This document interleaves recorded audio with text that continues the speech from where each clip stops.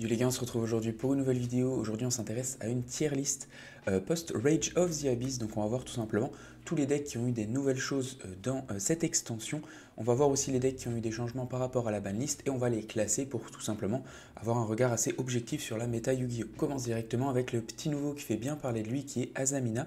Donc on va voir des decks Azamina avec Kashtira, avec Snake Eyes, avec Fiend Smith. Donc il y a plein de decklists différentes et on va quand même rester directement dans le rang A étant donné que c'est un gros deck de la méta et que ça fait tout simplement participer au retour de Snake Eye. Ensuite au niveau du deuxième deck on va avoir Florenderies qui est toujours un très bon deck, donc on peut utiliser Shifter, on va le mettre en C. Pour le moment on verra si on le rebouge derrière. Le deck Goblin Biker a reçu un monstre niveau 6 aussi qui est assez intéressant pour le deck et qui va permettre de spé directement des Duck Chargers depuis le deck, ce qui va faciliter leur combo. Donc c'est une carte qu'on va jouer x2 qui va pas forcément changer le tiers du deck, donc je vais le laisser en D pour le moment. C'est plutôt cool, mais on a vraiment des choses au-dessus. Ensuite, on va voir les monstres guêpes de bataille avec tous les monstres insectes dedans, donc on a du Beetrooper, etc. Plus une magie continue qui permet à chaque fois d'aller tuto un nouvel insecte, de le spé, d'avancer dans nos combos. Donc clairement c'est plutôt du bon support je trouve pour le deck, je le laisse quand même en C, étant donné qu'on doit faire quand même beaucoup de choses pour atteindre un petit peu nos objectifs ou des gros boards, c'est un peu ça le problème. On prend en Nib, on a quand même des défauts au niveau du deck, mais le support est clairement très bon. Le nouveau deck Metal Morph, donc avec surtout notre Red Eyes qui nous intéresse, qui permet de faire une Negate, et du coup une nouvelle carte piège, donc c'est une engine qu'on peut retrouver aussi dans quelques autres decks comme par exemple Light and Darkness Dragon qui va jouer un petit peu de cette engine là, mais au niveau de Metal Morph tout court, donc pur, je vais le caser quand même en D. Ça reste un deck qui est compliqué à jouer, même en E je pense en vrai, même ouais, on va le laisser au fond du D.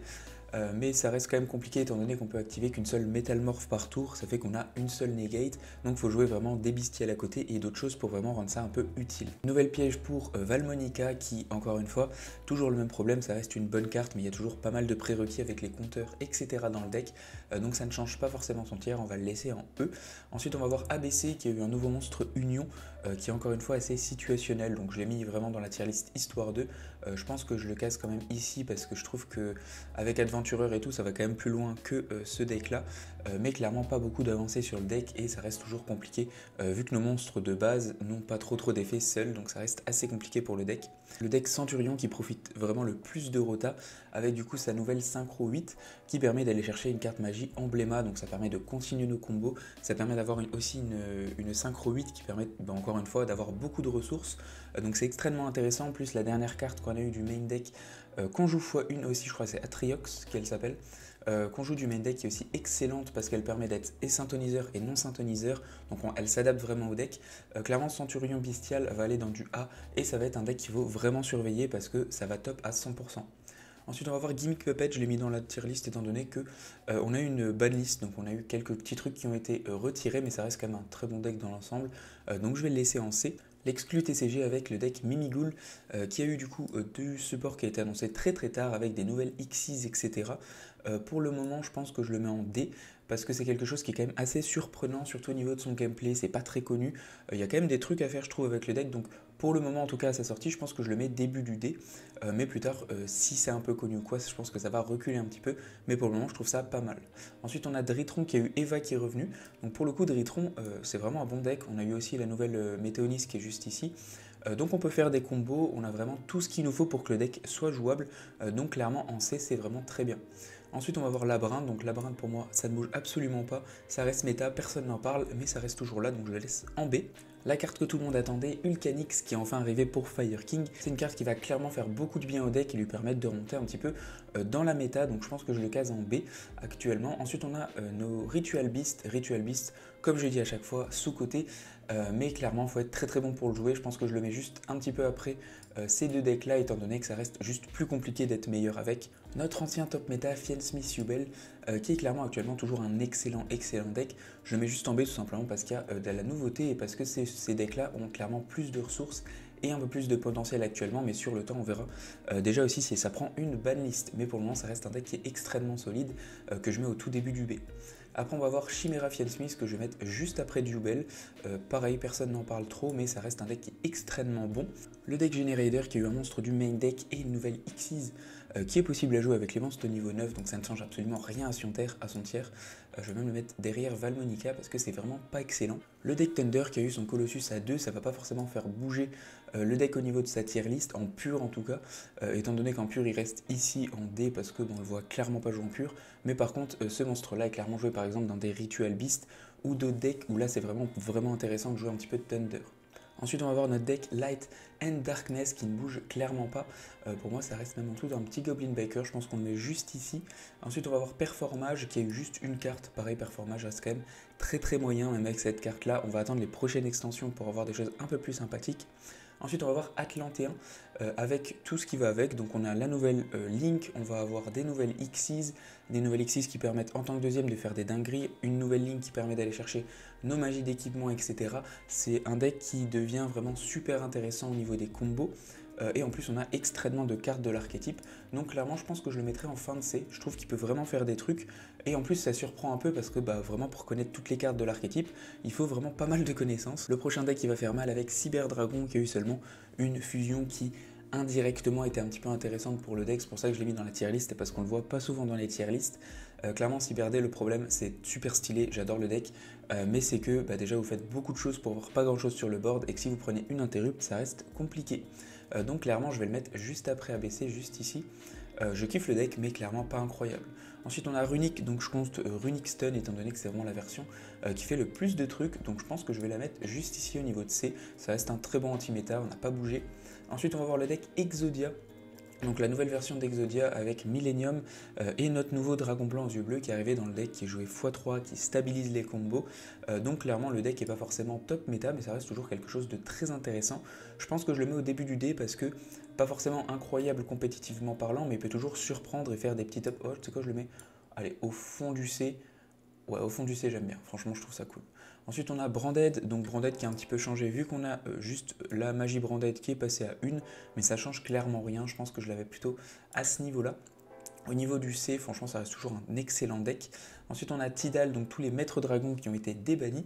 Au niveau de ces monstres-là, je pense que je le mets début du dé. On peut faire des choses, mais encore une fois, on utilise beaucoup trop de ressources pour arriver à des résultats qui ne sont pas forcément très intéressants.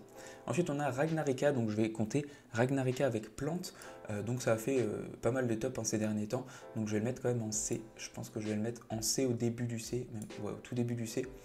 Ça peut faire des choses, mais encore une fois, pour moi, c'est comme Ritual Beast. Ça reste des decks où il faut vraiment être excellent avec le deck. Il faut avoir vraiment beaucoup travaillé pour arriver à un résultat qui est intéressant, compétitivement parlant. Le deck Voice Live Voice, donc pour moi, c'est un peu comme Labyrinthe. Personne n'en parle, mais il reste quand même toujours dans notre top tier list. Donc je pense que je le mets en C. Je le mets juste ici, après un Branded.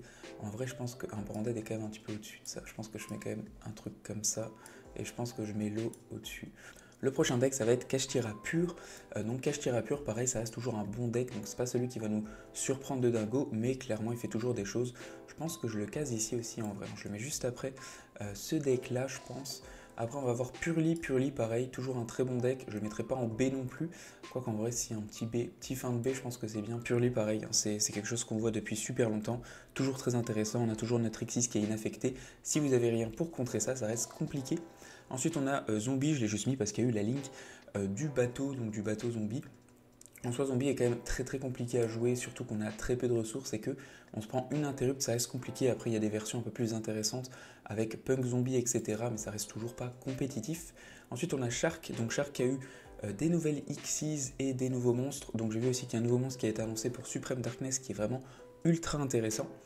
Donc au niveau de Shark, je pense que je le casse quand même à ce niveau-là. Je dirais au début, parce que je trouve ça... Ouais, en vrai, c'est quand même un peu dur. Je pense que je le mets quand même ici. Ouais, ici, ça me paraît pas mal. En vrai, j'aime bien. Ensuite, on va voir Memento. Donc, Memento qui est un des decks qui m'a le plus surpris en ces derniers temps. Memento, de base, c'était un truc où tout le monde en rigolait. Et au final, ça arrive vraiment bien dans la méta. Ça se prend pas mal de end-trap et ça fait encore des trucs. Je pense que je le case ici. Peut-être un peu avant quand même. Ouais, un petit avant Kashtira, j'aime bien. Ensuite, on a Tenpai que je vais mettre en tant que troisième. Donc ces trois-là, c'est les decks qui vont vraiment driver un petit peu le reste. On arrive au deck Whitewoods, donc Whitewoods qui peut être joué avec Azamina, Diablo Star, etc. Donc c'est vraiment des gros mélanges qui, encore une fois, un très bon deck. Je pense que je le case ici, en vrai, vraiment au début du C. C'est peut-être un peu osé quand même. Peut-être faudrait le baisser un peu, mais en tout cas, moi, je vais le mettre là, j'aime bien. Ensuite, on va voir Primit, donc Primit qui est l'engine qui est sorti pour les monstres normaux et qui va être joué potentiellement dans pas mal de decks. Donc au niveau de Primit, je pense que je le case vers là. Ouais, encore ça paraît un peu loin. Je pense que je le case ici. Tout dépend un peu du deck parce que ça reste quand même qu'une engine. Dans des decks, ça peut être très très fort et dans d'autres un peu plus faible. Donc tout dépend un peu de la decklist, je trouve. Et pour terminer, on a 6 samouraïs avec les nouveaux monstres 6 samouraïs qui sont arrivés, qu'on joue x3, qui se spé facilement et aussi notre nouvelle synchro qui permet d'annuler un effet de monstre et du coup de protéger nos combos. Donc ça reste aussi un très bon deck, je trouve. Je pense que je vais le caser aussi dans du C en vrai, je pense que je le mets vers là. Ouais, en vrai ici, j'aime bien. Voilà à ce niveau-là, donc à ne pas oublier que déjà c'est ma tier list, donc c'est vraiment mon avis, c'est pas forcément objectif. Si vous voulez changer des choses ou que vous n'êtes pas d'accord, c'est complètement possible. En plus de ça, on n'en a pas parlé dans la vidéo, mais il y a aussi la sortie de Mulcharmy qui fait clairement la différence. Donc une end trap qui s'envoie au cimetière et qui nous fait piocher à chaque fois que l'adversaire va invoquer de l'extra deck ou du deck. Donc c'est quelque chose dans Yu-Gi-Oh qui font des gros impacts sur les méta. Donc clairement, il faut aussi l'avoir en tête. Merci en tout cas d'avoir regardé la vidéo. N'hésitez pas à me donner votre avis sur celle-ci. Ciao, ciao, à plus et abonnez-vous.